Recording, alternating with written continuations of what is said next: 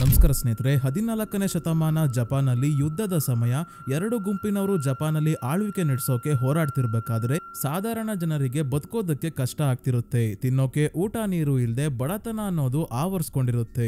ರೈತರು ಸರಿಯಾಗಿ ಬೆಳೆ ಬೆಳೆಯೋಕಾಗದೆ ಹಣ ಇಲ್ದೆ ಸಿಕ್ಕ ಪ್ರಾಣಿ ಪಕ್ಷಿಗಳು ಹುಳುಗಳನ್ನೆಲ್ಲ ಇಟ್ಕೊಂಡು ತಿನ್ನೋಕೆ ಶುರು ಮಾಡಿದರೆ ಇಂಥ ಪರಿಸ್ಥಿತಿಯಲ್ಲಿ ಹೇಗೋ ಜನರು ಬದುಕೋದಕ್ಕೆ ಪ್ರಯತ್ನ ಪಡ್ತಿರ್ಬೇಕಾದ್ರೆ ಅತ್ತೆ ಸೊಸೆ ಇಬ್ರು ದೊಡ್ಡದಾಗಿ ಬೆಳ್ಕೊಂಡಿರೋ ಹುಲ್ಲುಗಳ ನಡುವೆ ಗುಡಿಸಲಲ್ಲಿ ವಾಸವಾಗಿರ್ತಾರೆ.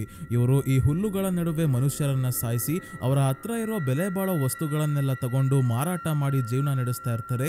ಒಂದು ದಿನ ಈ ಇಬ್ಬರ ನಡುವೆ ಒಬ್ಬ ವ್ಯಕ್ತಿ ಬರ್ತಾನೆ. ಆಗ ಇವರ ಜೀವನ ತಲೆ ಕೆಳಗಾಗೋಗುತ್ತೆ. ಎಲ್ಲರ ಜೀವನ ಎಷ್ಟು ಭಯಾನಕವಾಗಿ ಬದಲಾಗುತ್ತೆ ಅನ್ನೋದನ್ನ 1964ರಲ್ಲಿ ರಿಲೀಸ್ ಆಗಿದ್ದ ಓನಿಬಾಬಾ ಅನ್ನೋ ಜಾಪನೀಸ್ ಹಾರರ್ ಡ್ರಾಮಾ ಮೂವಿಯ ಕಥೆಯಲ್ಲಿ ನೋಡೋಣ. ಸಿಂಪಲ್ ಆಗಿ ಶುರು ಆಗೋ ಮೂವಿ ಕ್ಲೈಮ್ಯಾಕ್ಸ್ ಗೆ ಬರೋಷ್ಟರಲ್ಲಿ ಕಾಂಪ್ಲೆಕ್ಸ್ ಆಗೋಗುತ್ತೆ. ಏನ್ ನಡೀತಿದೆ ಅಂತ ಮೇಲ್ನೋಟಕ್ಕೆ ಗೊತ್ತಾದ್ರೂ ಕೆಲವೊಂದು ಪ್ರಶ್ನೆಗಳಿಗೆ ಉತ್ತರ ಸಿಗೋದೇ ಇಲ್ಲ. ಹಾಗಾಗಿ ವಿಡಿಯೋವನ್ನ ಕೊನೆವರೆಗೂ ನೋಡಿ ಸ್ನೇಹಿತರೆ. ಕೊನೆಯಲ್ಲಿ ಮೂವಿಯಲ್ಲಿ ಏನಾಯ್ತು ಅಂತ ಎಕ್ಸ್ಪ್ಲೈನ್ ಮಾಡೋದ್ರ ಜೊತೆಗೆ ಮೂವಿಯಲ್ಲಿ ತೋರಿಸಿರೋ ಮಾಸ್ಕ್ ಬಗ್ಗೆ ಯಾವ ಕಥೆಯಿಂದ ಇನ್ಸ್ಪೈರ್ ಆಗಿ ಈ ಮೂವಿ ಮಾಡಿದ್ದಾರೆ ಅನ್ನೋದನ್ನೆಲ್ಲ ಕೊನೆಯಲ್ಲಿ ಹೇಳ್ತೀನಿ ಸ್ನೇಹಿತರೆ. ಮತ್ತೆ ಮೂವಿ ತುಂಬಾನೇ ಹಳೇದಾಗಿರೋದ್ರಿಂದ ಬ್ಲಾಕ್ ಅಂಡ್ ವೈಟ್ ಅಲ್ಲಿ ಇದೆ. ಸೊ ವಿಡಿಯೋಲಿ ಮುಂದೆ ಹೋಗೋಕ್ಕೂ ಮುಂಚೆ ಸ್ನೇಹಿತರೆ, ಇನ್ನು ನೀವು ಈ ಚಾನಲ್ಗೆ ಸಬ್ಸ್ಕ್ರೈಬ್ ಆಗಿಲ್ಲ ಅಂದ್ರೆ ದಯವಿಟ್ಟು ಸಬ್ಸ್ಕ್ರೈಬ್ ಆಗಿ ಮತ್ತೆ ನೋಟಿಫಿಕೇಶನ್ ಬೆಲ್ ಐಕನ್ ಕೂಡ ಆನ್ ಮಾಡಿ. ಈ ಮೂವಿಯ ಕತೆ ನಡೆಯೋದು 14ನೇ ಶತಮಾನದ ಮಧ್ಯಕಾಲದಲ್ಲಿ. ಬ್ಯಾಟಲ್ ಆಫ್ ಮಿನಾಟೋಗಾವಾ ಮುಗ್ದು ಈಗ ನನ್ಬೋಕು ಚೋ ಪೀರಿಯಡ್ ಶುರು ಆಗಿದೆ. ಅಂದ್ರೆ ಇಲ್ಲಿ ಏನಾಗ್ತಿದೆ ಅಂತ ಸಿಂಪಲ್ ಆಗಿ ಹೇಳ್ತೀನಿ ಸ್ನೇಹಿತರೆ. 14ನೇ ಶತಮಾನದ ಆರಂಭದಲ್ಲಿ ಜಪಾನ್ನ ಚಕ್ರವರ್ತಿಯಾಗಿದ್ದ ಗೋಡಿಯಾಗೋ ಮತ್ತೆ ಶೋಗುನ್ ಆಗಿದ್ದ ಅಶಿಕಾಗಾ ಟಕೂಜಿ ಇವರಿಬ್ಬರ ನಡುವೆ ಯುದ್ಧ ಆಗ್ತಿರುತ್ತೆ. ಶೋಗುನ್ ಅಂದ್ರೆ ಸ್ನೇಹಿತರೆ ಮಿಲಿಟರಿ ಲೀಡರ್ ಇದ್ದಂಗೆ, ಮಿಲಿಟರಿಯಲ್ಲಿ ಹೈಯೆಸ್ಟ್ ರ್ಯಾಂಕ್ ಅಂತಾನೆ ಹೇಳ್ಬೋದು. ಬ್ಯಾಟಲ್ ಆಫ್ ಮಿನಾಟೋಗಾವಾ ಅಲ್ಲಿ ಅಶಿಕಾಗಾ ಟಕೌಜಿ ಮತ್ತೆ ಇವರ ಕಡೆಯವರು ಗೆದ್ದು ಜಪಾನ್ನ ತಮ್ಮ ಕಂಟ್ರೋಲ್ಗೆ ತಗೊಂಡಿರ್ತಾರೆ. ಯುದ್ಧದಲ್ಲಿ ಸೋತ ಚಕ್ರವರ್ತಿ ಗೋಡಿಯಾಗೋ ತನ್ನ ಸಾಮ್ರಾಜ್ಯವನ್ನ ಬಿಟ್ಟು ದಕ್ಷಿಣ ದಿಕ್ಕಿಗೆ ಓಡ್ ಹೋಗಿ ಮತ್ತೆ ತನ್ನ ಆರ್ಮಿಯನ್ನ ಕಟ್ಟಿ ಅಶಿಕಾಗಾ ಟಕೌಜಿ ಮೇಲೆ ಯುದ್ಧ ಸಾರಿದ್ದಾನೆ. ಇದರಿಂದ ನನ್ಬೋಕು ಚೋ ಪೀರಿಯಡ್ ಶುರು ಆಗುತ್ತೆ. 1336ರಲ್ಲಿ ಈ ಯುದ್ಧ ಶುರು ಆಗಿ 56 ವರ್ಷಗಳ ಕಾಲ ನಡೆಯುತ್ತೆ. ಈ ಯುದ್ಧದ ಸಮಯದಲ್ಲಿ ಅತ್ತೆ ಮತ್ತೆ ಸೊಸೆ ಇಬ್ರು ಯಾರು ಇಲ್ದೇ ಇರುವಂತ ಜಾಗ, ತುಂಬಾನೇ ದೊಡ್ಡದಾಗಿ ಹುಲ್ಲುಗಳೆಲ್ಲ ಬೆಳ್ಕೊಂಡಿರುವಂತ ಜಾಗದಲ್ಲಿ ಒಂದು ಸಣ್ಣ ಗುಡಿಸಲು ಕಟ್ಕೊಂಡು ವಾಸವಾಗಿದ್ದಾರೆ. ಇವರಿಬ್ಬರ ಹೆಸರು ಏನು ಅಂತ ಈ ಮೂವಿಯಲ್ಲಿ ಹೇಳಲ್ಲ ಸ್ನೇಹಿತರೆ. ಯಾಕಂದ್ರೆ ಇವರ ಬಗ್ಗೆ ನಾವು ತಿಳ್ಕೊಳ್ಳೋದಕ್ಕಿಂತ ಜಾಸ್ತಿ ಯುದ್ಧದ ಪರಿಣಾಮ ಹೇಗಿದೆ, ಈ ಕ್ಯಾರೆಕ್ಟರ್ಸ್ ಗಳು ಮಾಡ್ತಿರೋ ಕೆಲಸ ಇವರ ಜೀವನ ಹೇಗೆ ಹಾಳು ಮಾಡುತ್ತೆ ಅಂತ ತೋರ್ಸೋದ್ರ ಬಗ್ಗೆ ಹೆಚ್ಚು ಗಮನ ಕೊಡ್ತಾರೆ. ಇದರಿಂದ ನಾವು ಇವರಿಬ್ಬರನ್ನ ಅತ್ತೆ ಸೊಸೆ ಅಂತಾನೆ ಕರೆಯೋಣ. ಒಂದಿನ ಇಬ್ಬರು ಸೈನಿಕರು ಯುದ್ಧದಿಂದ ತಪ್ಪಿಸ್ಕೊಂಡು ದೊಡ್ಡದಾಗಿ ಬೆಳ್ಕೊಂಡಿರೋ ಹುಲ್ಲುಗಳ ನಡುವೆ ಓಡ್ ಬಂದು ಒಂದು ಜಾಗದಲ್ಲಿ ರೆಸ್ಟ್ ಮಾಡಿ ಆಮೇಲೆ ಮತ್ತೆ ಎದ್ದು ಮುಂದೆ ಹೋಗುವಷ್ಟರಲ್ಲೇ ಯಾರೋ ಇವರ ಮೇಲೆ ಶಾರ್ಪ್ ಆಗಿರೋ ವೆಪನ್ಸ್ ಗಳಿಂದ ದಾಳಿ ಮಾಡ್ತಾರೆ. ಇದರಿಂದ ಇವರಿಬ್ರು ಇಲ್ಲೇ ಸಾವನ್ನಪ್ಪಿದಾಗ ಹಿಂದೆನೆ ಅತ್ತೆ ಸೊಸೆಯವರ ಹತ್ರ ಬರ್ತಾರೆ. ಇವರೇ ಸ್ನೇಹಿತರೆ ಈ ಸೈನಿಕರನ್ನ ಸಾಯಿಸಿರೋದು. ಯಾಕೆ ಅಂದ್ರೆ ಇವರ ಮೈ ಮೇಲೆ ಏನೇನಿದ್ಯೋ ಅದನ್ನೆಲ್ಲ ದೋಚ್ಕೊಂಡು ಹಿಂದೆ ಮುಂದೆ ಮುಚ್ಕೊಳ್ಳೋಕೆ ಒಂದು ಬಟ್ಟೆ ಮಾತ್ರ ಬಿಟ್ಟು ಡೆಡ್ ಬಾಡಿಗಳನ್ನ ಎತ್ಕೊಂಡು ಹೋಗಿ ಹತ್ರದಲ್ಲೇ ಇರೋ ತುಂಬಾನೇ ಆಳವಾದ ಗುಂಡಿಯ ಒಳಗೆ ಬಿಸಾಕ್ತಾರೆ. ಇವರು ಇದೇ ರೀತಿ ದರೋಡೆ ಮಾಡ್ತಾನೆ ಇರ್ತಾರೆ. ಡೆಡ್ ಬಾಡಿಗಳನ್ನ ಈ ಗುಂಡಿಯ ಒಳಗೆ ಹಾಕ್ತಿರ್ತಾರೆ. ಯಾಕಂದ್ರೆ ಇವರು ಜನರನ್ನ ಕೊಂದು ಲೂಟಿ ಮಾಡೋ ವಸ್ತುಗಳನ್ನ ಒಬ್ಬ ವ್ಯಕ್ತಿಗೆ ಮಾರಿ ಹಣ ಇಸ್ಕೊಂತಿರಲ್ಲ. ಈ ಯುದ್ಧದ ಸಮಯದಲ್ಲಿ ಹಣ ಉಪಯೋಗಕ್ಕೂ ಬರಲ್ಲ. ಅದಕ್ಕೆ ಆಹಾರವನ್ನ ಮತ್ತೆ ಧಾನ್ಯಗಳನ್ನ ಇಸ್ಕೊಂತಿರ್ತಾರೆ. ಸೊ ಅತ್ತೆ ಸೊಸೆ ಇಬ್ರು ವಾಪಸ್ ತಮ್ಮ ಗುಡಿಸಲಿಗೆ ಬಂದು ರೆಸ್ಟ್ ಮಾಡಿ ಮುಂದಿನ ದಿನ ಬೆಳಗ್ಗೆ ಕದ್ದಿರೋ ಮಾಲ್ ಎತ್ಕೊಂಡು ಹತ್ರದಲ್ಲೇ ಇರೋ ಉಷಿ ಅನ್ನೋ ವ್ಯಕ್ತಿ ಹತ್ರ ಬರ್ತಾರೆ. ಇವರು ಸೈನಿಕರ ಬಟ್ಟೆ, ಕವಚ ಮತ್ತೆ ಆಯುಧಗಳನ್ನೆಲ್ಲ ತಂದಿದ್ರು ಕೂಡ ಇಂಥ ಬೇಡದಲ್ಲೇ ಇರೋ ವಸ್ತುಗಳನ್ನೇ ತಗೊಂಡ್ ಬರ್ತೀರಾ, ಇದಕ್ಕೆಲ್ಲ ಜಾಸ್ತಿ ಧಾನ್ಯ ಕೊಡೋಕಾಗಲ್ಲ ಅಂತ ಹೇಳಿ ಕೇವಲ 2 ಸಣ್ಣ ಬ್ಯಾಗ್ ಅಲ್ಲಿ ಧಾನ್ಯಗಳನ್ನ ಕೊಡ್ತಾನೆ. ಇನ್ನೊಂದು ಬ್ಯಾಗ್ ಕೊಡ್ತೀನಿ ನನ್ ಜೊತೆ ಮಲ್ಕೊಂಡ್ರೆ ಅಂತ ಉಷಿ ಅತ್ತೆಗೆ ಹೇಳಿದಾಗ ಅತ್ತೆ ಇವನಿಗೆ ಬೈದು ವಾಪಸ್ ಗುಡಿಸಲಿಗೆ ಬಂದು ಇರೋದನ್ನೇ ಬೇಯಿಸ್ಕೊಂಡು ತಿನ್ಬೇಕಾದ್ರೆ ಇಲ್ಲಿಗೆ ಹಾಚಿ ಅನ್ನೋ ವ್ಯಕ್ತಿ ಬರ್ತಾನೆ. ಹಾಚಿ ಇಲ್ಲೇ ಸ್ವಲ್ಪ ದೂರದಲ್ಲಿ ಇರೋ ಒಂದು ಗುಡಿಸಲಲ್ಲಿ ವಾಸವಾಗಿದ್ದ.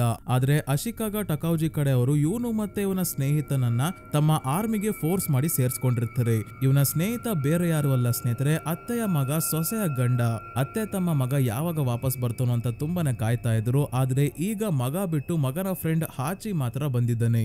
ಇವನು ಸರಿಯಾಗಿ ಊಟ ನೀರು ಇಲ್ಲದೆ ಸುಸ್ತಾಗಿದ್ದಾನೆ ಅಂತ ಊಟ ಕೊಟ್ಟು ತಮ್ಮ ಮಗನ ಬಗ್ಗೆ ಅತ್ತೆ ಕೇಳಿದಾಗ ಇವನು ನಡೆದ ಎಲ್ಲಾ ವಿಷಯ ಹೇಳ್ತಾನೆ. ಅಶಿಕಾಗಾ ಟಕೌಜಿ ಆರ್ಮಿಗೆ ಇವರಿಬ್ಬರನ್ನ ಸೇರ್ಸ್ಕೊಂಡಾಗ ಜೋಶಲ್ಲಿ ಇವರು ಯುದ್ಧಕ್ಕೆ ಹೋಗಿರ್ತಾರೆ. ಬೇರೆಯವ್ರನ್ನ ಕೊಲ್ಲೋ ಅವಕಾಶ ಸಿಗುತ್ತೆ. ಯುದ್ಧದಲ್ಲಿ ಬಿಟ್ರೆ ಬೇರೆ ಕಡೆ ಎಲ್ಲೂ ಕೊಲ್ಲೋ ಕೆಲಸ ಮಾಡೋಕ್ ಆಗಲ್ವಲ್ಲ ಅಂತ. ಅದಕ್ಕೆ ಎಕ್ಸೈಟ್ಮೆಂಟ್ ಜಾಸ್ತಿ ಆಗಿ ಯುದ್ಧಕ್ಕೆ ಹೋದವ್ರಿಗೆ ಮೀಟರ್ ಆಫ್ ಆಗಿ ಯಾಕಾದ್ರೂ ಯುದ್ಧಕ್ಕೆ ಬಂದ್ವು ಅನ್ನೋ ಹಾಗಾಗಿರುತ್ತೆ. ಎರಡು ಯುದ್ಧದಲ್ಲಿ ಇವರಿಬ್ರು ಭಾಗಿಯಾಗಿರ್ತಾರೆ. ಆದ್ರೆ ಒಂದು ದಿನ ಚಕ್ರವರ್ತಿ ಗೋಡಿಯಾಗೋ ಆರ್ಮಿ ಅವರು ಇವರಿಬ್ರನ್ನ ಬಂಧಿಸಿ ತಮ್ಮ ಆರ್ಮಿಗೆ ಸೇರಿಸ್ಕೊಂಡಿರ್ತಾರೆ.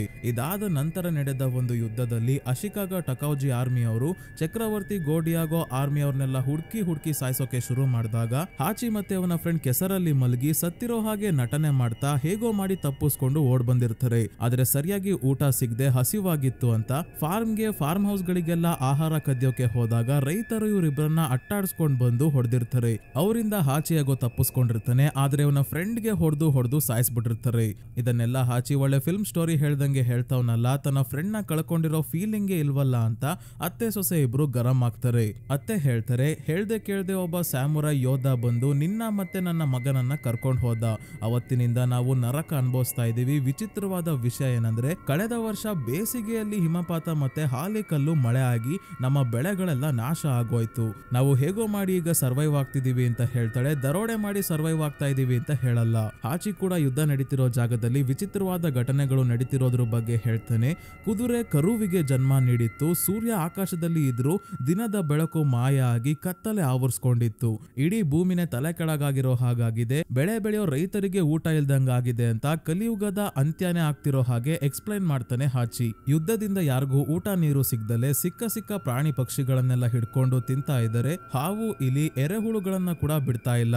ಇಂಥ ಪರಿಸ್ಥಿತಿಯಲ್ಲಿ ನಿಮಗೆ ಊಟ ಸಿಕ್ಕಿದೆ, ಹಾಕೊಳ್ಳೋಕೆ ಒಳ್ಳೆ ಬಟ್ಟೆ ಇದೆ, ಏನ್ ಕಳ್ತನ ಮಾಡ್ತಿದ್ದೀರಾ ಅಂತ ಕೇಳಿದಾಗ ನಾವು ಭಿಕ್ಷೆ ಬೇಡ್ಕೊಂಡು ತಿಂತಾ ಇದೀವಿ, ನಿನ್ಗೆ ಯಾಕೆ ಹೋಗು ಅಂತಾರೆ ಅತ್ತೆ. ಆಯ್ತು ನಾನು ಒಬ್ನೇ ಬಂದಿದ್ದಕ್ಕೆ ಸಾರಿ ಅಂತ ನಗಾಡ್ಕೊಂಡೆ ಇಲ್ಲಿಂದ ಹೋಗ್ತಾನೆ. ಅತ್ತೆ ಸೊಸೆ ತುಂಬಾನೇ ಬೇಜಾರಲ್ಲಿ ಕುತ್ಕೊಂಡಿದ್ದಾರೆ.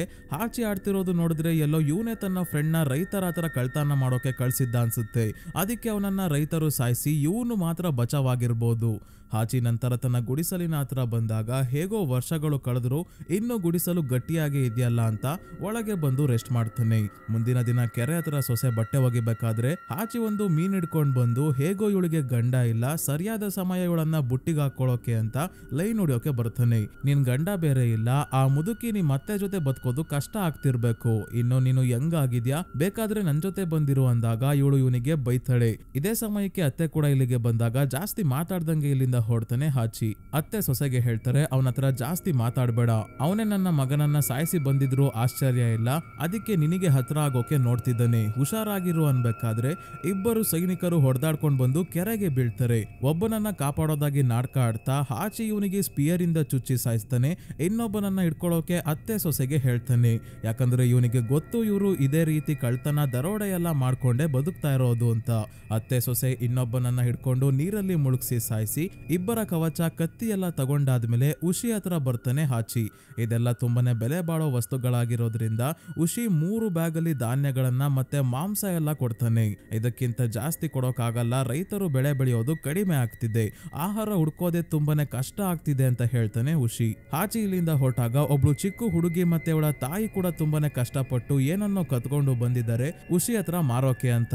ಮಕ್ಕಳು ಕೂಡ ಕಳ್ತನ ಮಾಡುವಂತ ಪರಿಸ್ಥಿತಿ ಈಗ ಬಂದಿದೆ. ಹಾಚಿ ಅತ್ತೆ ಸೊಸೆ ಹತ್ರ ಬಂದು ತಂದಿರೋದನ್ನೆಲ್ಲ ಬೇಯಿಸ್ಕೊಂಡು ತಿನ್ಬೇಕಾದ್ರೆ ಹಾಚಿ ಡೈರೆಕ್ಟ್ ಆಗಿ ಅತ್ತೆಗೆ, ನಿನ್ ಸೊಸೆನ ನನ್ ಜೊತೆ ಯಾಕೆ ಮದ್ವೆ ಮಾಡಬಾರ್ದು, ಅವಳು ಒಬ್ಳೇ ಇದ್ದಾಳೆ, ನಾನು ಅವಳನ್ನ ಮದ್ವೆ ಆಗ್ತೀನಿ ಅಂದಾಗ ಮತ್ತೆ ಅತ್ತೆ ಅವನಿಗೆ ಬೈದು ಕಳಿಸಿ ಸೊಸೆಗೆ ಅವನು ಯಾವಾಗ್ಲೂ ಜೊಲ್ ಸುರಿಸ್ಕೊಂಡು ನಿನ್ನೆ ನೋಡ್ತಾ ಇರ್ತಾನೆ, ಹುಷಾರಾಗಿರು ಅಂತ ಹೇಳ್ತಾರೆ. ಇದಾದ್ಮೇಲೆ ಮುಂದಿನ ದಿನದಿಂದ ಸೊಸೆ ಎಲ್ಲೇ ಹೋದ್ರು ಹಾಚಿ ಅವಳನ್ನ ಫಾಲೋ ಮಾಡ್ಕೊಂಡ್ ಬರೋದು, ಪೊದೆ ಒಳಗೆ ನಿಂತ್ಕೊಂಡು ಬಾಯಿ ಇಲ್ಲಿ ಅಂತ ಕರೆಯೋದು ಎಲ್ಲ ಮಾಡ್ತಿರ್ತಾನೆ. ಆದ್ರೆ ವಿಷಯ ಗೊತ್ತಿರೋ ಅತ್ತೆ ಇವನ ದಾರಿಗೆ ಅಡ್ಡ ಬರ್ತಾ ಇದ್ದಾಳೆ. ಇದರಿಂದ ಫುಲ್ ಫ್ರಸ್ಟ್ರೇಟ್ ಆದ ಹಾಚಿ ಕೆಳಗೆಲ್ಲ ಬಿದ್ದು ಹುಚ್ಚುಂತರ ಒದ್ದಾಡ್ತಿದ್ದಾನೆ, ನನಗೆ ಅವಳು ಬೇಕೇ ಬೇಕು ಅಂತ. ಇವತ್ತು ರಾತ್ರಿ ಸೊಸೆಗೂ ಕಂಟ್ರೋಲ್ ಮಾಡ್ಕೊಳ್ಳೋಕೆ ಆಗ್ತಿಲ್ಲ, ಗಂಡ ಬೇರೆ ಇಲ್ಲ, ಈಗ ಹಾಚಿನೇ ಗತಿ ಅಂತ ಅತ್ತೆ ಮಲಗಿರೋದನ್ನ ನೋಡಿ ಹಾಚಿಯ ಮನೆಗೆ ಬಂದಾಗ ಇಬ್ರು ಶುರು ಹಚ್ಕೊಂತಾರೆ. ಹೀಗೆ ಇದು ದಿನ ರಾತ್ರಿ ನಡೀತಾನೆ ಇರುತ್ತೆ. ಒಂದು ರಾತ್ರಿ ಅತ್ತೆ ಇವಳು ಮಧ್ಯರಾತ್ರಿ ಎದ್ದು ಹೊರಗೆ ಹೋಗ್ತಿರೋದನ್ನ ನೋಡಿ ಫಾಲೋ ಮಾಡ್ಕೊಂಡು ಬಂದಾಗ ಹಾಚಿ ಮತ್ತೆ ಸೊಸೆ ಇಬ್ರು ಜೊತೆಗೆ ಇರೋದು ನೋಡಿ ಇಬ್ರು ರೆಡ್ ಹ್ಯಾಂಡ್ ಆಗಿ ಸಿಗಾಕೊಂತಾರೆ. ಇದರಿಂದ ಅತ್ತೆಗೆ ಶಾಕ್ ಆಗೋಗುತ್ತೆ. ಯಾಕಂದ್ರೆ ಸೊಸೆ ಏನಾದ್ರೂ ಹಾಚಿ ಜೊತೆ ಇರೋದಕ್ಕೆ ತನ್ನನ್ನ ಬಿಟ್ಟು ಹೋದ್ರೆ ಜನರನ್ನ ಕೊಲ್ಲೋಕೆ ಒಬ್ಬಳ ಕೈಯಲ್ಲೇ ಆಗಲ್ಲ. ಊಟ ನೀರು ಇಲ್ದೆ ಸಾಯ್ಬೇಕಾಗುತ್ತೆ ಅಂತ. ಅದಕ್ಕೆ ಒಂದಿನ ಅತ್ತೆ ನೋಡೋಷ್ಟು ನೋಡಿ ಸಾಕಾಗಿ ಹಾಚಿ ಹತ್ರ ಬಂದು ನಿನಗೆ ಹುಡುಗಿ ಬೇಕು ಅಷ್ಟೇ ಅಲ್ವಾ, ನಾನು ನಿನ್ನ ಹತ್ರ ಬರ್ತೀನಿ, ನನ್ ಸೊಸೆನ ಬಿಟ್ಬಿಡು ಅಂತ ಹೇಳಿದಾಗ ಹೌದು ನನಗೆ ಹುಡುಗಿ ಬೇಕು ಅಜ್ಜಿ ಅಲ್ಲ ಅಂತ ಹೇಳ್ತಾನೆ. ಇಬ್ಬರ ನಡುವೆ ಈಗ ದೊಡ್ಡದಾಗಿ ಜಗಳನೇ ಆಗುತ್ತೆ. ಹಾಚಿ ನಾವಿಬ್ರು ಮದುವೆ ಆಗಲ್ಲ ಬಿಡು, ಅವಳು ನಿನ್ ಜೊತೆನೆ ಇರ್ತಾಳೆ ಅಂದ್ರೂ ಕೇಳ್ತಿಲ್ಲ ಅತ್ತೆ. ಇಲ್ಲ ಅವಳು ನನ್ನನ್ನ ಬಿಟ್ಟು ಹೋಗ್ತಾಳೆ, ಹಾಗೇನಾದ್ರೂ ಆದ್ರೆ ನೀವಿಬ್ರು ಜೊತೆಯಲ್ಲಿ ಇದ್ದಾಗ ನಿಮ್ಮಿಬ್ಬರನ್ನ ಕೂಡ ಸಾಯಿಸ್ತೀನಿ ಅಂತ ಹೇಳಿ ಹೋಗ್ತಾಳೆ ಅತ್ತೆ. ಅತ್ತೆ ಈಗ ಪ್ಲಾನ್ ಮಾಡಿ ರಾತ್ರಿ ಹೊತ್ತು ನಿದ್ದೆ ಮಾಡೋ ಹಾಗೆ ನಾಟಕ ಆಡ್ತಿರ್ತಾಳೆ. ಸೊಸೆ ಕೂಡ ನಾಟಕ ಆಡ್ತಾ ಒಳಗೆ ಸೆಕೆ ಆಗ್ತಾ ಇದೆ, ಹೊರಗೆ ಗಾಳಿಗೆ ಹೋಗ್ತೀನಿ ಅಂತ ಹೊರಟಾಗ ನೀನೊಬ್ಳಿಗೆ ಅಲ್ಲ ನನ್ಗೂ ಕೂಡ ಸೆಕೆ ಆಗ್ತಿದೆ ಅಂತ ಸೊಸೆ ಜೊತೆನೆ ಅತ್ತೆ ಕೂಡ ಬಂದು ಕುತ್ಕೊಂತಾಳೆ. ಇವಳನ್ನ ಎಲ್ಲಿಗೂ ಹೋಗೋಕೆ ಬಿಡಲ್ಲ. ಜೊತೆಗೆ ಸೊಸೆನ ಮ್ಯಾನಿಪುಲೇಟ್ ಮಾಡಿ ತನ್ನ ಜೊತೆನೆ ಇವಳು ಇರೋ ಹಾಗೆ ಮಾಡೋಕೆ ಟ್ರೈ ಮಾಡ್ತಿದ್ದಾಳೆ. ನನ್ನ ಮಗ ಬದುಕಿರ್ಬೋದು, ಹಾಚಿ ನಿನ್ನ ಮದುವೆ ಆಗೋಕೆ ಸುಳ್ಳು ಹೇಳ್ತಿರ್ಬೋದು, ಅವನು ವಾಪಸ್ ಬಂದೇ ಬರ್ತಾನೆ, ಅಕಸ್ಮಾತ್ ಬರ್ಲಿಲ್ಲ ಅಂದ್ರು ಯುದ್ಧ ಮುಗಿದ್ಮೇಲೆ ಒಳ್ಳೆ ಹುಡುಗನನ್ನ ಹುಡುಕಿ ನಿನ್ ಜೊತೆ ಮದುವೆ ಮಾಡ್ತೀನಿ, ಆಮೇಲೆ ಮೊದ್ಲಿನ ತರ ಬೆಳೆ ಬೆಳ್ಕೊಂಡು ಖುಷಿಯಾಗಿರ್ಬೋದು ಅಂತ ಹೇಳ್ತಾ ಇದ್ದಾಳೆ. ಆದ್ರೆ ಸೊಸೆ ಕೇಳ್ತಿಲ್ಲ. ಅದಕ್ಕೆ ಮುಂದಿನ ದಿನದಿಂದ ಸೊಸೆ ಜೊತೆನೆ ಅತ್ತೆ ಓಡಾಡೋಕೆ ಶುರು ಮಾಡ್ತಾಳೆ, ಒಬ್ಳನ್ನೇ ಎಲ್ಲಿಗೂ ಹೋಗೋಕೆ ಬಿಡಲ್ಲ. ಅತ್ತೆ ಸೊಸೆ ಈಗ ಒಂದು ನಾಯಿಯನ್ನ ನೋಡಿ ಅದನ್ನ ಕೂಡ ಪಾಪ ಸಾಯಿಸಿ ತಗೊಂಡ್ ಬಂದು ಬೇಯಿಸಿ ತಿಂತಾ ಇದ್ದಾರೆ. ಹಾಚಿ ಇದೇನು ಸೊಸೆ ಬರ್ತಾನೆ ಅಲ್ವಲ್ಲ ಅಂತ ಇವರ ಗುಡಿಸಲಿನ ಹೊರಗೆ ಬಂದು ನಾಯಿ ತರ ಬೊಗಳುತ್ತಾ ಇದ್ದಾನೆ. ಯಾವ್ದೋ ನಾಯಿ ಹೆಣ್ಣು ನಾಯಿಯನ್ನ ಹುಡ್ಕೊಂಡ್ ಬಂದಿರೋ ಹಾಗಿದೆ ಅಂತ ಅತ್ತೆ ಹೊರಗೆ ಬಂದು ಹಾಚಿನ ನಾಯಿನ ಓಡಿಸ್ದಂಗೆ ಓಡಿಸ್ತಾಳೆ. ನಂತರ ತನ್ನ ಸೊಸೆಗೆ, ನನಗೆ ಒಬ್ರು ಬುದ್ಧಿಸ್ಟ್ ಮೋಂಕ್ ಹೇಳಿದ್ರು ನರಕ ಅನ್ನೋದು ನಿಜವಾಗ್ಲೂ ಇದೆ, ಘೋರ ಪಾಪ ಮಾಡಿರೋ ಅಂತವ್ರಿಗೆ ಭಯಾನಕ ಶಿಕ್ಷೆಗಳು ಅಲ್ಲಿ ಆಗುತ್ತೆ, ಅಕ್ರಮ ಸಂಬಂಧ ಬೆಳೆಸಿದವ್ರಿಗಂತೂ ಕೇಳೋ ಹಾಗೆ ಇಲ್ಲ, ಅಷ್ಟು ಶಿಕ್ಷೆ ಕೊಡ್ತಾರೆ.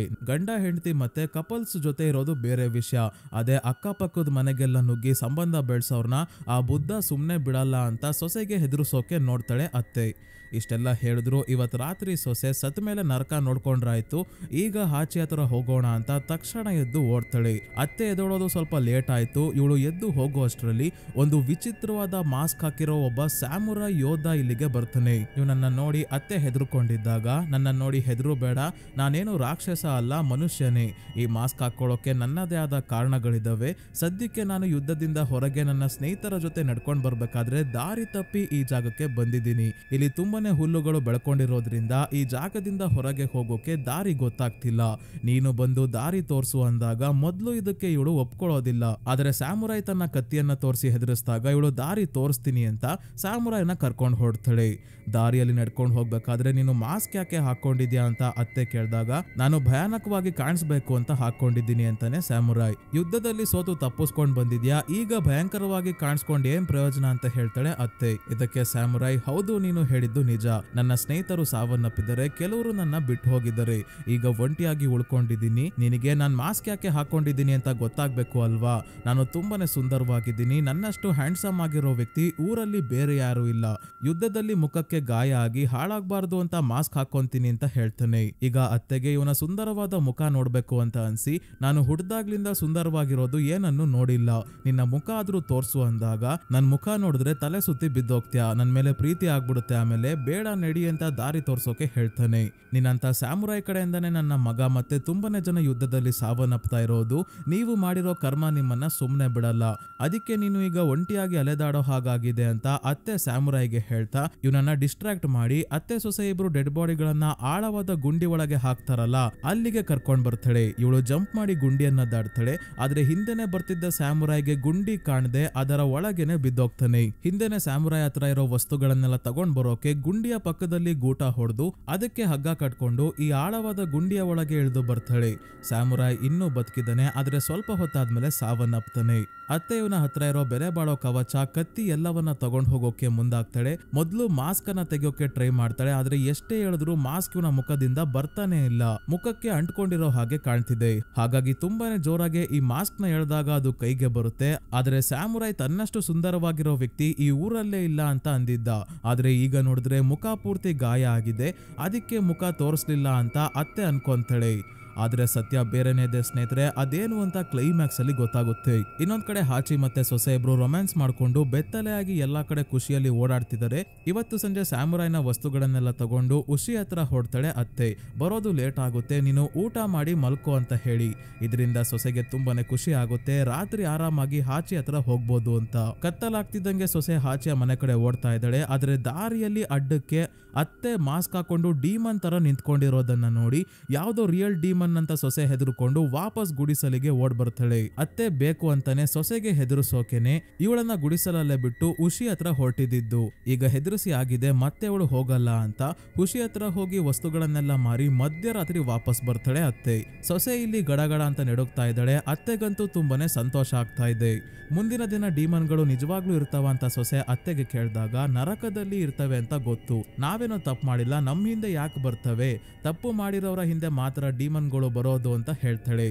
ಮೋಸ್ಟ್ಲಿ ಅತ್ತೆ ಕೂಡ ಜನರನ್ನ ಸಾಯಿಸಿ ದರೋಡೆ ಮಾಡ್ತಿರೋದನ್ನೆಲ್ಲ ಮರ್ತೋಗಿದ್ದಾಳೆ ಅನ್ಸುತ್ತೆ. ಅತ್ತೆ ಬೇಕು ಅಂತಾನೆ ದಿನ ಸಂಜೆ ಒಂದೆರಡು ವಸ್ತುಗಳನ್ನ ಮಾತ್ರ ಉಷಿ ಹತ್ರ ಮಾರೋಕೆ ಅಂತ ತಗೊಂಡ್ ಹೋಗ್ತಾ ಇದ್ದಾಳೆ, ಇವಳನ್ನ ರಾತ್ರಿ ಹೊತ್ತು ಹೆದರ್ಸ್ಬೋದು ಅಂತ. ಅದಕ್ಕೆ ಇವತ್ತು ರಾತ್ರಿ ಕೂಡ ಒಂದೆರಡು ಕತ್ತಿಯನ್ನ ತಗೊಂಡು ಹೊಡ್ತಾಳೆ. ಸೊಸೆಗೆ ತುಂಬಾನೇ ಭಯ ಆಗ್ತಿದೆ ಹಾಚಿ ಹತ್ರ ಹೋಗೋಕೆ. ಆದ್ರೂ ಭಯದ ಮುಂದೆ ಜಯವಿದೆ ಅಂತ ಓಡೋಕೆ ಶುರು ಮಾಡ್ದವಳ ಮುಂದೆ ಮತ್ತೆ ಅತ್ತೆ ಡೀಮನ್ ನ ವೇಷ ಹಾಕೊಂಡು ಇವಳ ಬಳಿನೇ ಬರ್ತಾ ಇದ್ದಾಳೆ. ಹಾಗಾಗಿ ಸೊಸೆ ಜೋರಾಗಿ ಕಿರ್ಚಾಡ್ತಾ ವಾಪಸ್ ಓಡ್ ಬರ್ತಾಳೆ. ರಾತ್ರಿ ಹೊತ್ತು ಇವಳಿಗೆ ನಿದ್ದೆ ಬರ್ತಿಲ್ಲ, ಕನ್ಸಲ್ಲೂ ಅತ್ತೆಯ ಡೀಮನ್ನೇ ಕಾಣ್ತಿದ್ದಾಳೆ. ಬೆಳಗ್ಗೆ ಹೊತ್ತಲ್ಲಿ ಇದೇನು ಸೊಸೆ ಬರ್ತಾನೆ ಇಲ್ವಲ್ಲ ಅಂತ ಹಾಚಿ ಸೊಸೆನ ಮೀಟ್ ಮಾಡೋಕೆ ಅಂತ ಪೊದೆ ಒಳಗೆ ಬಂದು ನೋಡ್ತಿದ್ರೆ ಅತ್ತೆ ಎಲ್ಲಾ ಕಡೆ ಸೊಸೆಯ ಜೊತೆಯಲ್ಲೇ ಓಡಾಡ್ತಿದ್ದಾಳೆ. ಇವತ್ ರಾತ್ರಿ ಜೋರಾಗಿ ಮಳೆ ಬರ್ತಾ ಇದೆ, ಆದ್ರೂ ಅತ್ತೆ ಒಂದೇ ಒಂದು ಕತ್ತಿ ಹಿಡ್ಕೊಂಡು ಉಷಿ ಹತ್ರ ಹೋಗ್ ಬರ್ತೀನಿ ಅಂತ ಹೊರಟಾಗ ಇವತ್ತಾಗಿದ್ದಾಗೋಗ್ಲಿ ಸತ್ರು ಪರವಾಗಿಲ್ಲ ಅಂತ ಮತ್ತೆ ಸೊಸೆ ಹಾಚಿ ಹತ್ರ ಓಡೋಕೆ ಶುರು ಮಾಡ್ತಾಳೆ. ಡೀಮನ್ ಇವಳ ಮುಂದೆ ಬರ್ತಿದ್ದಂಗೆ ಹೆದರ್ಕೊಂಡಿದ್ರು ಕೂಡ ಕಿರ್ಚಾಡ್ಕೊಂಡು ಡೀಮನ್ ಇಂದ ತಪ್ಪಿಸ್ಕೊಂಡು ಓಡ್ತಾಳೆ. ಹಾಚಿ ಕೂಡ ಇವಳನ್ನ ಹುಡ್ಕೊಂಡು ಬರ್ತಾ ಇದ್ದ. ದಾರಿಯಲ್ಲೇ ಇಬ್ರು ಮೀಟ್ ಮಾಡ್ತಿದ್ದಂಗೆ ಯಾವ ಜಾಗ ಮಳೆ ಬೇರೆ ಬರ್ತಾ ಇದೆ ಅನ್ನೋದು ನೋಡ್ದಲೆ ಇಲ್ಲೇ ಶುರು ಹಚ್ಕೊಂತಾರೆ. ಅತ್ತೆ ಇದನ್ನ ನೋಡ್ತಿದ್ರು, ಏನು ಮಾಡೋಕ್ ಆಗಲ್ಲ. ಹಾಚಿ ಇವಳಿಗೆ ಹೇಳ್ತಾನೆ, ಡೀಮನ್ನು ಇಲ್ಲ ಎಂತದ್ದು ಇಲ್ಲ, ಏನನ್ನೋ ನೋಡಿ ನೀನು ಹೆದರ್ಕೊಂಡಿದ್ಯಾ ಅಷ್ಟೇ, ಯಾರೋ ನಿನಗೆ ಟೋಪಿ ಹಾಕ್ತಿರ್ಬೇಕು, ಇದೆಲ್ಲ ಯಾಕೋ ಜಾಸ್ತಿ ಆಗ್ತಾ ಇದೆ. ನಾಳೆನೆ ನಾನು ನಿನ್ನ ಗುಡಿಸಲಿನ ಹತ್ರ ಬಂದು ನನ್ ಜೊತೆ ಕರ್ಕೊಂಡ್ ಹೋಗ್ತೀನಿ, ಆ ಮುದ್ಕಿ ಏನ್ ಮಾಡ್ತಾಳೆ ನೋಡೋಣ ಅಂತ ಹೇಳಿ ಹಾಚಿ ವಾಪಸ್ ತನ್ನ ಗುಡಿಸಲಿನ ಹತ್ರ ಬಂದಾಗ ಒಳಗೆ ಯಾರೋ ಒಬ್ಬ ವ್ಯಕ್ತಿ ಇವನ ಆಹಾರವನ್ನ ಕತ್ಕೊಂಡು ತಿಂತಾ ಇದ್ದಾನೆ. ಹಾಚಿ ಕೂಡ ಇವನನ್ನ ಸುಮ್ನೆ ನೋಡ್ತಾ ಇದ್ದಾನೆ. ಯಾರೋ ಅಪರಿಚಿತ ವ್ಯಕ್ತಿ ಅಂತ ಇವನಿಗೆ ಪ್ರಶ್ನೆ ಮಾಡೋದಾಗ್ಲಿ ದಾಳಿ ಮಾಡೋದಾಗ್ಲಿ ಏನು ಮಾಡ್ತಿಲ್ಲ. ಆದ್ರೆ ಈ ವ್ಯಕ್ತಿನೇ ತನ್ನ ವೆಪನ್ ಇಂದ ಹಾಚಿಗೆ ಚುಚ್ಚಿ ಸಾಯಿಸ್ಬಿಡ್ತಾನೆ. ಈ ವ್ಯಕ್ತಿ ಯಾರು ಅಂತ ಈ ಮೂವಿಯಲ್ಲಿ ತೋರ್ಸಲ್ಲ ಸ್ನೇಹಿತರೆ, ಆದ್ರೆ ತುಂಬಾನೇ ಜನ ಈ ಮೂವಿ ನೋಡಿರೋರು ಹೇಳೋದೇನಂದ್ರೆ ಈ ವ್ಯಕ್ತಿನೇ ಅತ್ತೆಯ ಮಗ ಅಂತ.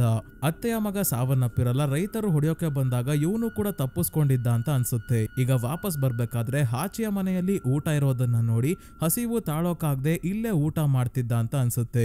ಹಾಚಿ ತನಿಗೆ ಮೋಸ ಮಾಡಿ ರೈತರ ಹತ್ರ ಆಹಾರ ಕದಿಯೋಕೆ ಕಳ್ಸಿದ್ದ ಅಂತ ಹೇಳಿ ಕೋಪದಲ್ಲಿ ಹಾಚಿನ ಈ ವ್ಯಕ್ತಿ ಸಾಯಿಸಿರ್ಬೋದು. ಆದ್ರೆ ಈ ವ್ಯಕ್ತಿ ಮೊದ್ಲು ತನ್ನ ತಾಯಿ ಇರೋ ಗುಡಿಸಲಿಗೆ ಹೋಗ್ದಲೇ ಇಲ್ಲಿಗೆ ಯಾಕೆ ಬಂದಿದ್ದ ಅನ್ನೋ ಪ್ರಶ್ನೆ ಕೂಡ ನಮ್ಮ ಮನಸ್ಸಿಗೆ ಬರುತ್ತೆ. ನಿಮ್ಗೇನನ್ಸುತ್ತೆ ಸ್ನೇಹಿತರೆ, ಈ ವ್ಯಕ್ತಿ ಅತ್ತೆಯ ಮಗನ ಇಲ್ವಾ ಅಂತ ಕಮೆಂಟ್ಸ್ ಅಲ್ಲಿ ತಿಳಿಸಿ. ಸೊಸೆ ವಾಪಸ್ ಬಂದಾಗ ಗುಡಿಸಲಲ್ಲಿ ಯಾರೋ ಕೂತಿರೋದನ್ನ ನೋಡಿ ಯಾರದು ಅಂತ ಕೇಳಿದಾಗ ಅತ್ತೆ ಇಲ್ಲೂ ಮಾಸ್ಕ್ ಹಾಕೊಂಡೇ ಕೂತಿದ್ದಾಳೆ. ಅತ್ತೆ ಹೇಳ್ತಾಳೆ, ನಾನು ದೊಡ್ಡ ತಪ್ಪು ಮಾಡ್ಬಿಟ್ಟೆ, ನಾನೇ ಮಾಸ್ಕ್ ಹಾಕೊಂಡು ನಿನಗೆ ಹೆದರಿಸ್ತಾ ಇದ್ದಿದ್ದು, ನೀವಿಬ್ರು ಒಬ್ರಿಗೊಬ್ರನ್ನ ಇಷ್ಟಪಟ್ಟು ಜೊತೆಯಲ್ಲಿ ಇದ್ರಿ, ಆದ್ರೆ ನಾನು ನಿಮ್ಮನ್ನ ದೂರ ಮಾಡೋಕೆ ಪ್ರಯತ್ನ ಪಟ್ಟಿದ್ದಕ್ಕೆ ಆ ದೇವ್ರೆ ನನಗೆ ಶಿಕ್ಷೆ ಕೊಟ್ಟಿರೋ ಹಾಗೆ ಕಾಣ್ತಿದೆ. ಮಳೆಯಲ್ಲಿ ನಾನು ನೆಂದಾದ್ಮೇಲೆ ಈಗ ಮಾಸ್ಕ್ ಮುಖಕ್ಕೆ ಕಚ್ಕೊಂಡ್ ಬಿಟ್ಟಿದೆ, ತೆಗಿಯೋಕೆ ಆಗ್ತಿಲ್ಲ ಅಂತ ಹೇಳ್ತಾಳೆ. ನನಗೆ ಸ್ವರ್ಗ ನರಕ ಅಂತ ಪಾಠ ಮಾಡ್ತಿದ್ದೆ, ನೀನೇನು ಕಡಿಮೆ ಪಾಪ ಮಾಡಿದ್ಯಾ, ಈಗ ಅನುಭವಿಸು, ದೇವ್ರು ಬದುಕಿದ್ದಾಗ್ಲೇ ನರಕ ತೋರಿಸ್ತಾ ಇದ್ದಾನೆ ಅಂತ ಸೊಸೆ ಹೇಳ್ತಾಳೆ. ಅತ್ತೆ ಅಂತೂ ಇವಳ ಕೈಕಾಲೆಲ್ಲ ಹಿಡ್ಕೊಂಡು ನನ್ನನ್ನ ಕಾಪಾಡು, ಮಾಸ್ಕ್ ತೆಗಿಯೋಕೆ ಸಹಾಯ ಮಾಡು ಅಂತ ತುಂಬಾನೇ ಕೇಳ್ಕೊಂಡಾಗ ಒಂದು ಕಂಡೀಷನ್ ಮೇಲೆ ಒಪ್ಕೊಂತಾಳೆ ಸೊಸೆ. ಅದೇ ಹಾಚಿನ ಮೀಟ್ ಮಾಡೋಕೆ ರಾತ್ರಿ ಅಷ್ಟೇ ಅಲ್ಲ ಬೆಳಗ್ಗೆ ಹೊತ್ತಲ್ಲೂ ಹೋಗ್ತೀನಿ, ನೀನು ತಡೆಯೋ ಹಾಗಿಲ್ಲ ಅಂತ. ಆದ್ರೆ ಹಾಚಿ ಸತ್ತೋಗಿರೋ ವಿಷಯ ಇವಳಿಗೆ ಗೊತ್ತೇ ಇಲ್ಲ. ನೀನ್ ಹೇಳ್ದಂಗೆ ಮಾಡ್ತೀನಿ, ಈ ಮಾಸ್ಕ್ ನ ತೆಗಿ ಅಂತ ಅತ್ತೆ ಹೇಳ್ದಾಗ ಸೊಸೆ ತುಂಬಾನೇ ಪ್ರಯತ್ನ ಪಡ್ತಾಳೆ ಮಾಸ್ಕ್ ನ ತೆಗಿಯೋಕೆ. ಏನೇ ಮಾಡಿದ್ರು ಮಾಸ್ಕ್ ನ ತೆಗಿಯೋಕೆ ಆಗ್ತಿಲ್ಲ. ಕೊನೆಗೆ ಏನಾದ್ರೂ ಆಗ್ಲಿ ಮಾಸ್ಕ್ ನ ತೆಗಿತೀನಿ ಅಂತ ಸೊಸೆ ಸುತ್ತಿಗೆ ತಗೊಂಡ್ ಬಂದು ಹೊಡಿತಾ ಇದ್ದಾಳೆ. ಇದರಿಂದ ಮಾಸ್ಕ್ ಕ್ರ್ಯಾಕ್ ಆಗಿ ಅರ್ಧಕ್ಕೆ ಮುರಿದೋಗುತ್ತೆ. ಮಾಸ್ಕ್ ನ ಈಗ ತೆಗಿತಿದ್ದಂಗೆ ಅತ್ತೆಯ ಮುಖದ ತುಂಬಾ ಎಲ್ಲ ಗಾಯ ಆಗಿ ರಕ್ತ ಸೋರ್ತಾ ಇದೆ. ಈಗ ಇವಳಿಗೆ ಗೊತ್ತಾಯ್ತು ಸ್ಯಾಮುರೈನ ಶಾಪ ಇದು, ಅದಕ್ಕೆ ಇದೆಲ್ಲ ಆಗ್ತಿದೆ ಅಂತ. ಆದ್ರೆ ಸ್ಯಾಮುರೈನ ಶಾಪ ಅಂತ ನನಗೆ ಅನ್ಸಲ್ಲ ಸ್ನೇಹಿತರೆ, ಈ ಮಾಸ್ಕ್ ಶಾಪಗ್ರಸ್ತವಾಗಿದೆ ಅಂತ ಅನ್ಸುತ್ತೆ. ಈ ಮಾಸ್ಕ್ ಬಗ್ಗೆ ಮೂವಿಯಲ್ಲಿ ಜಾಸ್ತಿ ಏನು ಹೇಳಲ್ಲ, ಈ ಮೂವಿಯ ಸ್ಟೋರಿನ ಸ್ವಲ್ಪ ಇದೆ ಅಷ್ಟೇ. ಆಮೇಲೆ ಈ ಮಾಸ್ಕ್ ಬಗ್ಗೆ ಮಾತಾಡೋಣ. ಡೀಮನ್ ತರ ವೇಷ ಹಾಕೊಂಡು ಸೊಸೆಗೆ ಹೆದರ್ಸೋಕೆ ಹೋಗಿ ಇವಳೇ ರಿಯಲ್ ಡೀಮನ್ ತರ ಆಗೋಗಿದ್ದಾಳೆ. ಸೊಸೆ ಕೂಡ ಹಾಗೆ ಅನ್ಕೊಂತಾಳೆ, ಇವಳು ತನ್ನ ಅತ್ತೆನೇ ಅಲ್ಲ ಡೀಮನ್ ಅಂತ ಹೆದರ್ಕೊಂಡು ಓಡೋಕೆ ಶುರು ಮಾಡ್ತಾಳೆ. ನಾನು ನಿಮ್ಮ ಅತ್ತೆ ಡೀಮನ್ ಅಲ್ಲ ಅಂತ ಸೊಸೆ ಹಿಂದೆ ಅತ್ತೆನೂ ಓಡ್ತಾಳೆ. ಸೊಸೆ ಗುಂಡಿ ಹತ್ರ ಹೋಗಿ ಜಂಪ್ ಮಾಡಿ ಗುಂಡಿನ ದಾಟ್ಕೊಂಡು ಹೋದ್ರೆ ಅತ್ತೆ ಗುಂಡಿ ದಾಟೋಕೆ ಜಂಪ್ ಮಾಡ್ತಾಳೆ. ಆದ್ರೆ ಗುಂಡಿ ದಾಟೋ ಹಾಗೆ ಕಾಣಲ್ಲ. ಏನಾಯ್ತು ಅಂತ ಗೊತ್ತಾಗೋಷ್ಟ್ರಲ್ಲೇ ಮೂವಿ ಮುಗ್ದೋಗುತ್ತೆ. ಸೊ ಇಲ್ಲಿ ಏನಾಗಿದೆ ಅಂದ್ರೆ ಸ್ನೇಹಿತರೆ, ಸ್ಯಾಮುರೈ ತಾನು ಹೇಳ್ದಂಗೆ ಸುಂದರವಾಗಿ ಇದ್ದ ಅಂತ ಕಾಣುತ್ತೆ. ಅವನು ತನ್ನ ಮುಖವನ್ನ ಉಳಿಸ್ಕೊಳ್ಳೋಕೆ ಈ ಮಾಸ್ಕ್ ನ ಹಾಕೊಂಡು ಯುದ್ಧದಲ್ಲಿ ಪಾಲ್ಗೊಂಡಾಗ ಮಳೆಯಲ್ಲಿ ನೆಂದು ಅದು ಕೂಡ ಸ್ಯಾಮುರೈನ ಮುಖಕ್ಕೆ ಅಂಟ್ಕೊಂಡಿರುತ್ತೆ. ಅದಕ್ಕೆ ಮಾಸ್ಕ್ ನ ತೆಗೆಯೋಕೆ ಸ್ಯಾಮುರೈ ಸ್ಯಾಮುರೈಗೆ ಆಗ್ತಿರಲ್ಲ. ಆಗ ಸ್ನೇಹಿತರೆ ಸ್ಯಾಮುರೈಗಳು ತುಂಬಾನೇ ಸೂಪರ್ಸ್ಟಿಷಿಯಸ್ ಆಗಿದ್ರು. ದೆವ್ವ ಭೂತ ವಾಮಾಚಾರ ಎಲ್ಲವನ್ನ ನಂಬ್ತಾ ಇದ್ರು. ಹಾಗಾಗಿ ಯಾರೋ ಬೇಕು ಅಂತಾನೆ ಶಾಪಗ್ರಸ್ತವಾಗಿರೋ ಮಾಸ್ಕ್ ನ ಸ್ಯಾಮುರೈಗೆ ಕೊಟ್ಟಿದ್ರು ಅನ್ಸುತ್ತೆ, ಅವನು ಶಿಕ್ಷೆ ಅನುಭವಿಸ್ಲಿ ಅಂತ. ಸ್ಯಾಮುರೈ ಸಾವಿನ ನಂತರ ಯಾವಾಗ ಅತ್ತೆಯವನ ಮುಖದಿಂದ ಫೋರ್ಸ್ ಮಾಡಿ ಮಾಸ್ಕ್ ನ ಎಳೆದ್ಲೋ ಆಗ ಅವನ ಮುಖದ ಚರ್ಮದ ಸಮೇತ ಮಾಸ್ಕ್ ಕಿತ್ಕೊಂಡಾಗ ಮುಖ ಗಾಯ ಆಗಿರುತ್ತೆ. ಅದೇ ಅತ್ತೆ ಜೊತೆನೂ ಕೊನೆಯಲ್ಲಿ ಆಗೋದು. ಈ ಮಾಸ್ಕ್ ರಿಯಲ್ ಆಗೂ ಇದೆ ಸ್ನೇಹಿತರೆ. ಇದನ್ನ ಹಾನ್ಯಾ ಮಾಸ್ಕ್ ಅಂತ ಕರೀತಾರೆ. ಜಪಾನ್ ಅಲ್ಲಿ ನೋ ಅನ್ನೋ ಒಂದು ಆರ್ಟ್ ಫಾರ್ಮ್ ಇದೆ. ಅಂದ್ರೆ ಬೇರೆ ಬೇರೆ ಎಕ್ಸ್ಪ್ರೆಷನ್ಸ್ ಇರೋ ಮಾಸ್ಕ್ ನ ಹಾಕೊಂಡು ಸ್ಟೇಜ್ ಮೇಲೆ ನಾಟಕ ಮಾಡ್ತಾರೆ. ಇದರಲ್ಲಿ ಹಾನ್ಯಾ ಮಾಸ್ಕ್ ಕೂಡ ಒಂದು. ಹೊಟ್ಟೆ ಕಿಚ್ಚು ಪಡ್ಕೊಳ್ಳೋ ಅಂತ ಒಂದು ಹೆಣ್ಣು ಡೀಮನ್ ನ ಸೂಚಿಸೋ ಮಾಸ್ಕ್ ಇದು. ಅತ್ತೆಯ ಕ್ಯಾರೆಕ್ಟರ್ ಕೂಡ ಹೀಗೆ ಇತ್ತು. ತನ್ನ ಸೊಸೆ ಹಾಚಿ ಹತ್ರ ಹೋಗ್ತಿರೋದಕ್ಕೆ ತುಂಬಾನೇ ಉರ್ಕೊಂತಾ ಇದ್ಲು ಅತ್ತೆ. ಇನ್ನ ಈ ಮೂವಿಯ ಹೆಸರು ಓನಿಬಾಬಾ ಪದದ ಅರ್ಥ ಏನಂದ್ರೆ ವಯಸ್ಸಾಗಿರೋ ಡೆವಿಲ್ ಮಹಿಳೆ ಅಥವಾ ಮಾಟಗಾತಿ ಅಂತ. ಮತ್ತೆ ಈ ಮೂವಿಯ ಕತೆ ಒಂದು ಬುದ್ಧಿಸ್ಟ್ ಪ್ಯಾರಾಬಲ್ ಇಂದ ಇನ್ಸ್ಪೈರ್ ಆಗಿದ್ದಾರೆ ಸ್ನೇಹಿತರೆ. ಅಂದ್ರೆ ಪಂಚತಂತ್ರದ ರೀತಿ ಇರೋ ನೀತಿ ಕತೆಗಳು ಇರ್ತಾವಲ್ಲ, ಅದೇ ತರ ಒಂದು ತಾಯಿ ಮಗಳ ಕತೆ ಇದೆ. ಒಬ್ಳು ತಾಯಿ ತನ್ನ ಮಗಳು ಯಾರೋ ಒಬ್ಬ ವ್ಯಕ್ತಿಯ ಜೊತೆ ಅಕ್ರಮ ಸಂಬಂಧ ಬೆಳೆಸ್ತಾ ಇದ್ದಾಳೆ ಅಂತ ಗೊತ್ತಾಗಿ ಅವಳನ್ನ ಹೆದರ್ಸೋಕೆ ಅಂತ ಮಾಸ್ಕ್ ಹಾಕೊಂಡು ಆಮೇಲೆ ಏನೇ ಮಾಡಿದ್ರು ಮಾಸ್ಕ್ ನ ತೆಗೆಯೋಕೆ ಆಗದೆ ಜೋರಾಗಿ ಎಳೆದಾಗ ಚರ್ಮದ ಸಮೇತ ಮಾಸ್ಕ್ ಇತ್ಕೊಂಡು ಬಂದಿರುತ್ತೆ. ಈ ಕಥೆಯಿಂದ ಇನ್ಸ್ಪೈರ್ ಆಗಿ ಡೈರೆಕ್ಟರ್ ಕನೆಟೋ ಶಿಂದೋ ಅವರು ಈ ಮೂವಿಯನ್ನ ಮಾಡಿದ್ದಾರೆ. ಇನ್ನ ಕೊನೆಯಲ್ಲಿ ತಾವು ಮಾಡಿದ ತಪ್ಪಿಗೆ ಎಲ್ಲರೂ ಶಿಕ್ಷೆ ಅನುಭವಿಸ್ತಾರೆ. ಹಾಚಿ ಸಾವನ್ನಪ್ತಾನೆ. ಅತ್ತೆ ಡೀಮನ್ ತರ ಆಗಿದ್ದಾಳೆ. ಮತ್ತೆ ಗುಂಡಿಯನ್ನ ಹಾರೋಕೆ ಹೋಗಿ ಅದರ ಒಳಗೇನೆ ಬಿದ್ದು ಸಾವನ್ನಪ್ತಾಳೆ. ಇದನ್ನ ಮೂವಿಯಲ್ಲಿ ತೋರಿಸಿಲ್ಲ ಅಂದ್ರು ಅವಳು ಕೆಳಗೆ ಬಿದ್ದು ಸಾವನ್ನಪ್ಪಿದಾಳೆ ಅಂತ ಒಂದು ಥಿಯರಿ ಹೇಳಿದ್ರೆ, ಇನ್ನೊಂದು ಥಿಯರಿ ಅವಳು ಬದುಕಿ ಗಾಯಗೊಂಡಿರೋ ಮುಖವನ್ನ ಹಿಡ್ಕೊಂಡು ಶಿಕ್ಷೆ ಅನುಭವಿಸ್ತಾ ಇದ್ದಾಳೆ ಅಂತ ಹೇಳುತ್ತೆ. ಆದ್ರೆ ನನಗನ್ಸೋ ಪ್ರಕಾರ ಅವಳು ಸಾವನ್ನಪ್ಪಿದ್ದಾಳೆ. ಮತ್ತೆ ಸೊಸೆ ಈಗ ಒಬ್ಬೊಂಟಿಯಾಗಿ ಬದುಕಬೇಕು. ಊಟ ನೀರಿಗೂ ಕೂಡ ಒದ್ದಾಡುವಂತ ಪರಿಸ್ಥಿತಿ ಬರುತ್ತೆ. ಅದೇ ಇವಳ ಶಿಕ್ಷೆ ಆಗಿದೆ. ಸೊ ಸ್ನೇಹಿತರೆ, ಈ ಮೂವಿ ನಿಮ್ಗೆ ಹೇಗನಿಸ್ತು ಅಂತ ಕಮೆಂಟ್ ಮಾಡಿ ತಿಳಿಸಿ. ವಿಡಿಯೋ ಇಷ್ಟ ಆಗಿದ್ರೆ ಲೈಕ್ ಮಾಡಿ, ಚಾನಲ್ಗೆ ಸಬ್ಸ್ಕ್ರೈಬ್ ಆಗೋದನ್ನ ಮರಿಬೇಡಿ. ಇದೇ ರೀತಿಯ ವಿಡಿಯೋವಿನೊಂದಿಗೆ ಮತ್ತೆ ನಿಮ್ಮನ್ನ ಭೇಟಿ ಆಗ್ತೀನಿ. ಧನ್ಯವಾದಗಳು.